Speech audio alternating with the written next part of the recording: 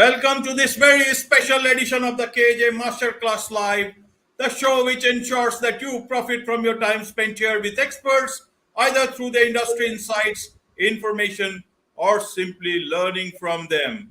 And today we have Joe Rubin. He's a podcaster, entrepreneur, venture capitalist. He's a branding expert, and he also runs a podcast. He's a website called mopod.com. That's his podcast ad agency.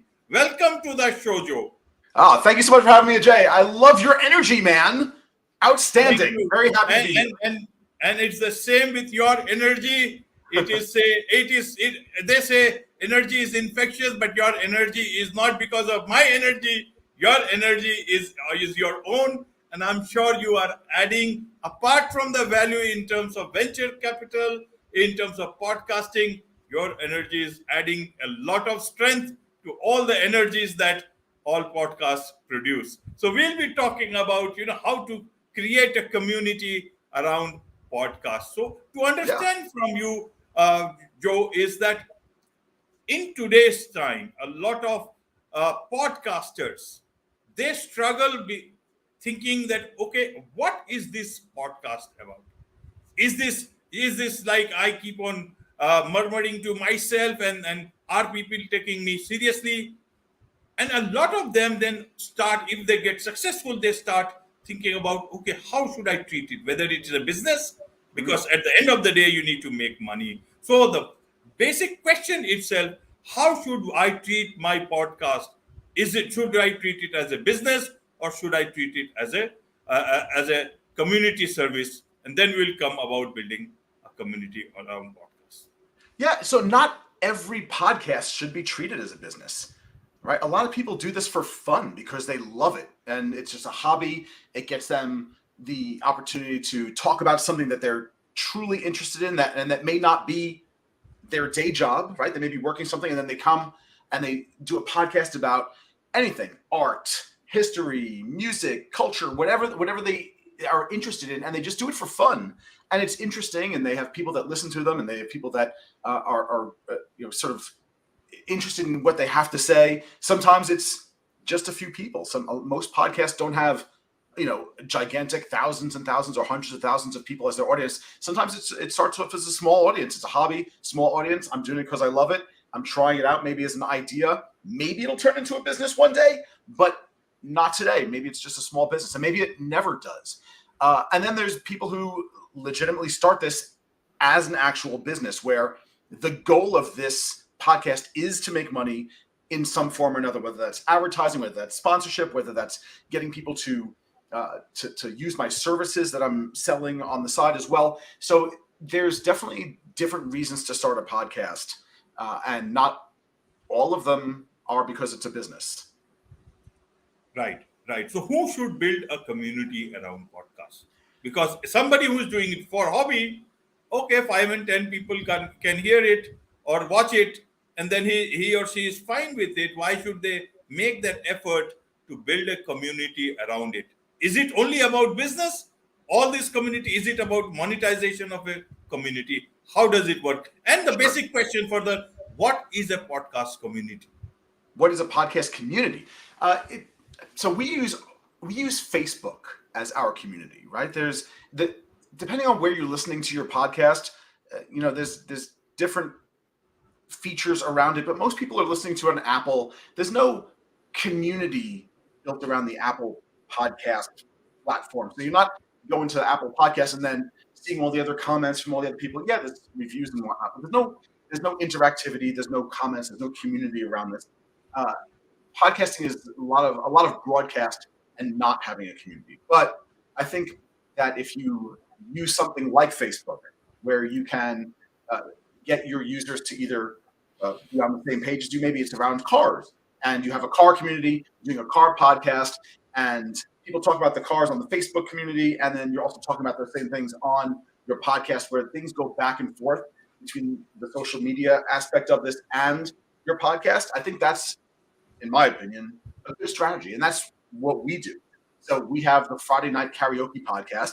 It is a top 10 music podcast on Apple. Sometimes once It hit number one, but mostly it's in the top 10 spaces.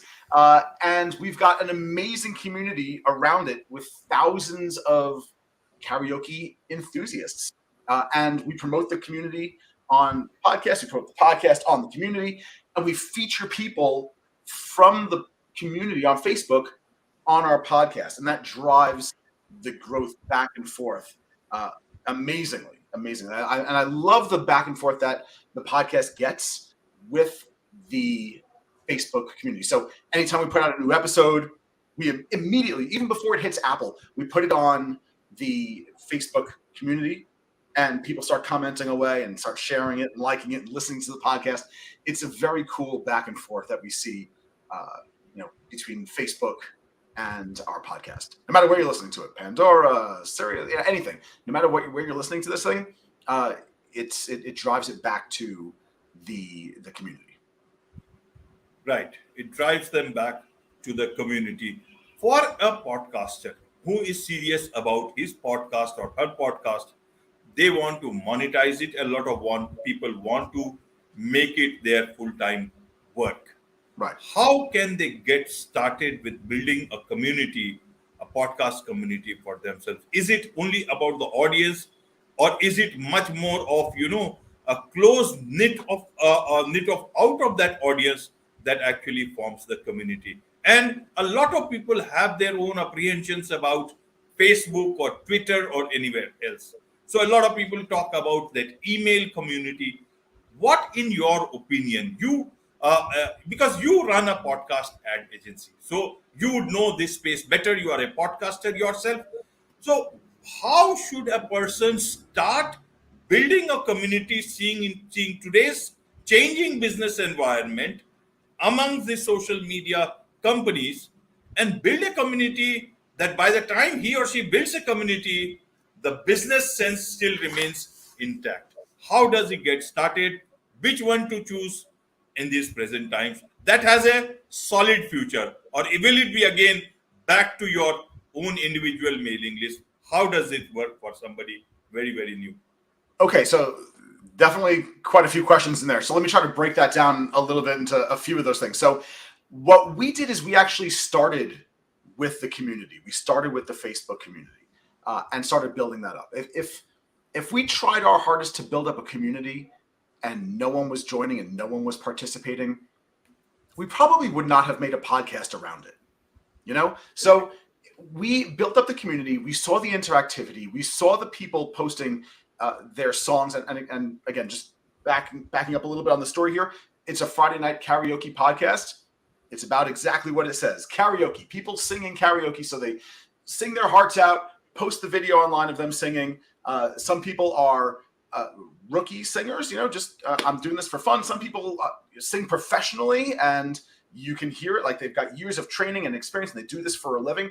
So there's an entire range of singers on there. It's very supportive. We made it negativity free, so that it's not, Simon Cowell sort of bashing people and ripping people apart. We try to keep this very negativity free, inspirational, supportive, fun, not too many ads in there. We're not trying to blast ads in there. I know people, support themselves in their podcast with ads.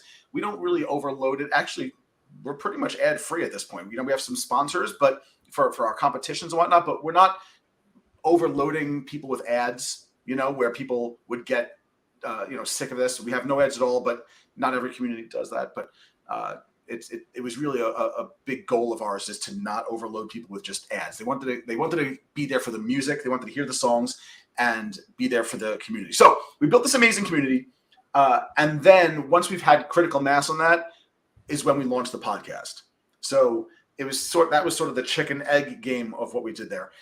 I would say that it's certainly possible to launch a podcast and then say, oh, by the way, I'm starting a Facebook community right now. For all my faithful listeners, go to facebook.com/my community, whatever it is. That's definitely a good strategy. If you've already got a podcast, definitely set up a community, whether it's on Facebook, whether you are posting your podcast on Twitter, even there's all sorts of new things. I don't even know exactly what the status is, but people are starting to post, long form stuff on Twitter now. And if that becomes a podcast platform, it could be tremendous. There's definitely different communities out there. If yours is around, say, art or pictures or something, if yours is around Instagram, whatever that may be. But I definitely believe it's important to have your listeners giving feedback on the podcast, on the topic, taking the interesting things that they have to say and incorporating that into your podcast is incredibly important. You know, if otherwise you're just talking into a vacuum. Maybe people listen to it, maybe they're not, maybe they like what I have to say, maybe they don't. Getting feedback from your listeners is, in my opinion, very important. Right. Getting feedback is important. And also, people talk about the importance of owning your audience so that they are with you. Because a platform can close any moment and then all that audio or that followership is gone. Yeah. How do you how do you ensure that? Should you convert that audience into a email list? And along with that, now let me ask you about the business podcast. A lot of branded podcasts are there, companies.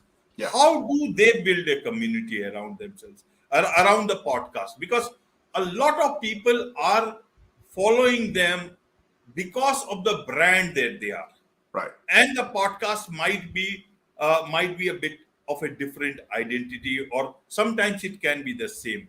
How do they build the community vis-a-vis an individual? Please answer from both that perspective. Okay. Again, a couple of questions. Yeah, I'll try to answer them. So I would say on the email side, it's something that you should probably try to set up if you can. You know, MailChimp is free. There's there's Beehive. There's a few other things out there that are fantastic for email for early stage companies or small podcasts where you can start to grow a mailing list and then inform people when a new episode comes out. Send an email, you know, but it's easier said than done. So it's if you have a podcast and you're like, okay, go to my website and then type in your email address and I'll inform you every time that happens. All right, maybe you'll get some traction depending on how many listeners you have in your podcast. So email list, okay. I like honestly the community aspect better. I think that the Facebook community, and again, not to push Facebook or anything, it has its pros and cons, but on the group side, it's been fantastic around being able to let people interact with each other. On the branded side, you're right. They have their own brand. Sometimes the podcast is related to their brand. Sometimes it's focused around maybe the CEO or another CXO person in the company and their message. There's definitely podcasts where it's not, it's Toyota, and the podcast is not just about Toyota and how to use the features inside your Toyota, right? It's about maybe the car industry or something like that, or where the next wave of technology in automotive is going, or regulations around roads or travel or things like that. So there's certainly podcasts that are related to the industry of the brand that you're doing. Many brands often have a lot of people already on their community pages on Facebook or their website, and they have a mailing list, so they have a bit of an advantage. This is another way to keep in touch with those people and to bring in new people as well. So they are not necessarily throwing a ton of ads in there for other things. You're not going to listen to a branded podcast typically from a CEO of a car company, and then you're going to get ads for toothpaste and all sorts of random things. Like, they're not going to be promoting that right in their podcast. Their goal is to provide their own branding for their own brand. So that's what you're typically going to hear. And it's nice to drive people in there, right? Their goal is not to generate money off of ads. Their goal is to generate money because they build up a loyalty base with these people, and it brings them back to their car company or whatever it may be. Right, Joe. In terms of an individual who is looking at monetization, because that's what people want to in the long run, and because it needs a lot of money also invested in this. Your time goes into podcasting. Sure. There's a lot of work, and who knows better than you have a podcast ad agency. From that point of view, and that is one of the reasons, monetization is one of the reasons for this big percentage of podfit people moving out of podcasting altogether, especially after 10 episodes or even less. In terms of money, is there money in podcast today, or is it going to be there in the future? Secondly, as a podcast ad agency person, what is it that you look for putting ads into any particular podcast? Is there a parameter that you set? What interests you into a podcast?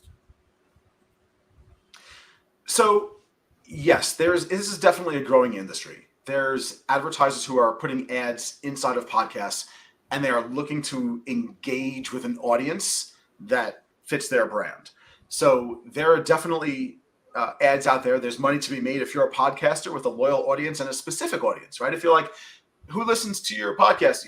I don't know, general people. Well, all right, well, maybe not. If you're like, who listens to your office? Well, these people in this demographic in this part of the country with this household income that are interested in this, fantastic. You might find an advertiser that is interested in reaching that demographic, and they would be interested in having you read a host read ad about their company. And by the way, today's podcast is sponsored by Crest Toothpaste.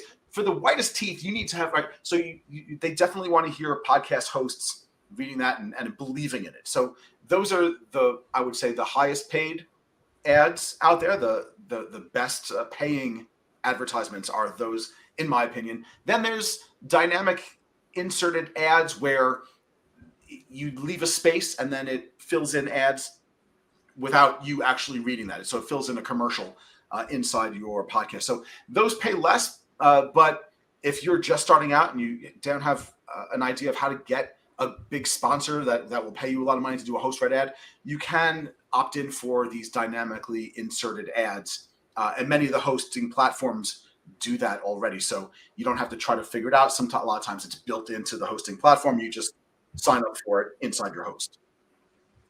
Right. If you're a small podcast, don't expect to retire from this, right? Like, don't expect to, oh my God, I have a podcast. I've got a couple of hundred or a couple of thousand listeners. You know, that's a new car every episode. I'm going to get some cash, right? It's a little bit less money than that, right? So keep your expectations reasonable. That being said, once you start getting a lot of downloads, once you start getting a lot of listeners and have a lot of subscribers to your podcast, and every time you put out an episode, you're getting big numbers, advertisers will certainly pay more money. You'll make some money.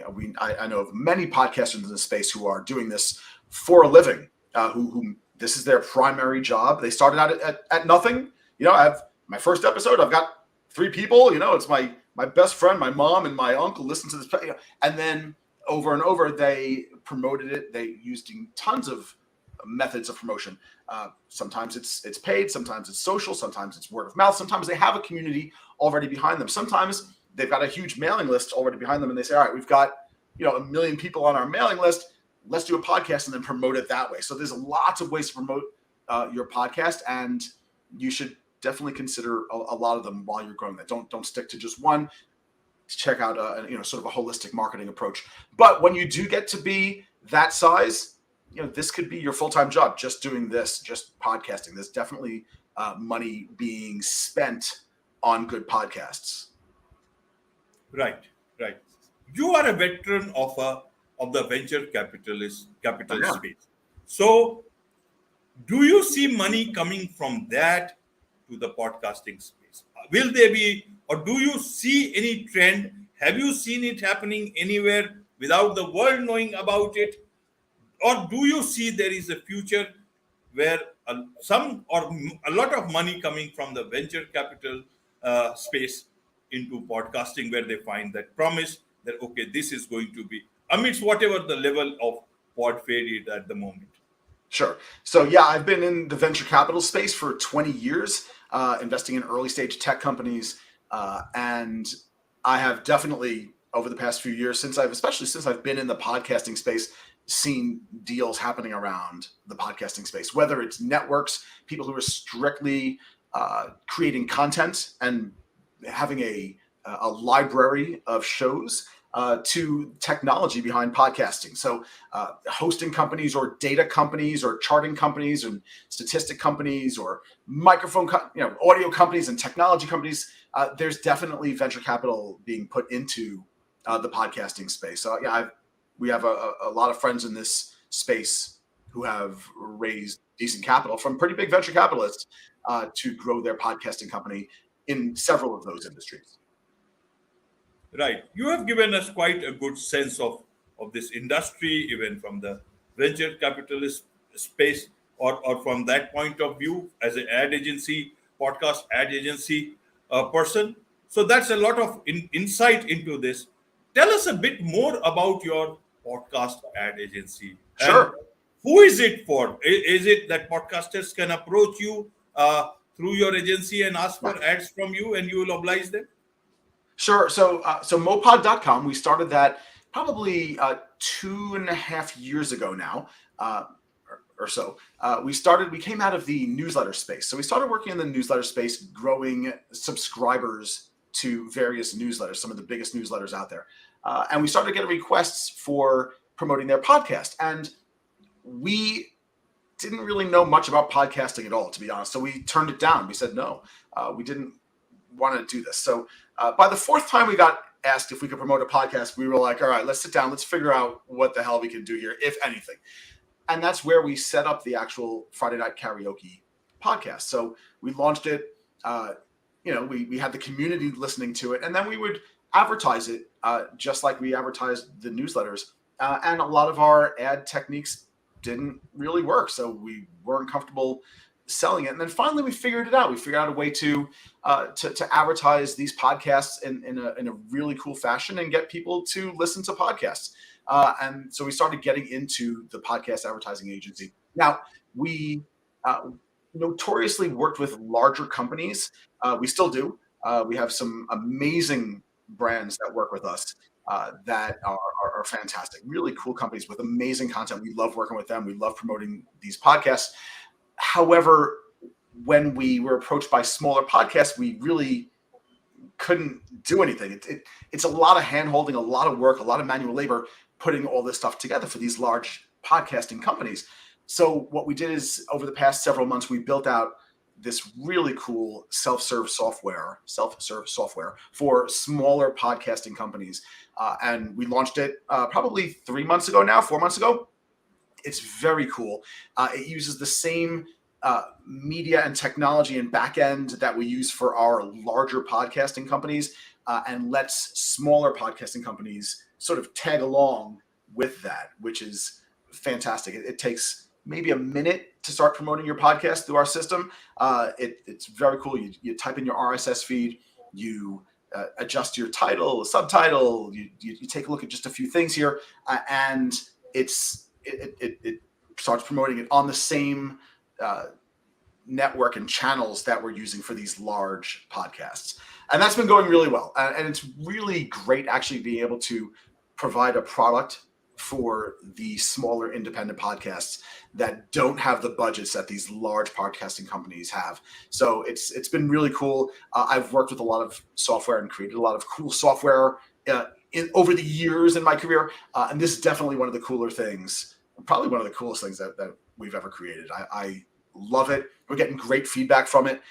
And it's just easy to use. It's intuitive. It's simple. It's effective. And it's just a great piece of software. It's small, but just easy to use, and really proud of it, if you couldn't tell at this point. And it's great. I'm enjoying hearing the feedback from people. So now when people, small independent podcasts ask us, is there anything you do for us? You're working with these large companies. Anything you do for us? We're like, yep, give this a shot. Take a look. And that's been our goal lately, is to get that. Even that's actually incorporated in some AI suggestions as well. Yeah, we have AI. Wow, we have amazing. So yeah, we have the ChatGPT integration where it takes the title and the subtitle and everything that you've created, and then it gives you like 3 other versions. So you can start saying, oh, that might fit a little bit better. That's an interesting read. Let me try one of these. Maybe that'll have a better response.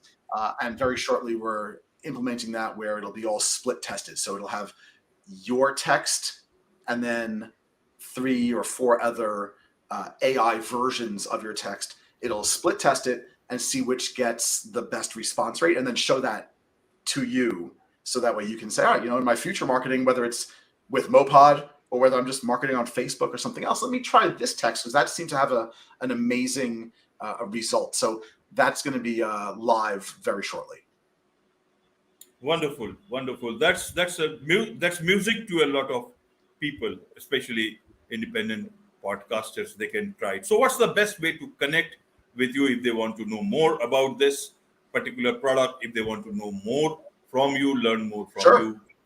Sure. So I'm easy to find on LinkedIn. If you want to connect with me personally, just Joe Rubin on LinkedIn. You'll find me. I'm also on Facebook. Like I mentioned, our podcast is called the Friday Night Karaoke Podcast. Obviously, we would love it if you subscribe to our podcast on your favorite podcast playing platform. But if you go to Facebook and you type in Friday Night Karaoke, join the Facebook group, especially if you love karaoke.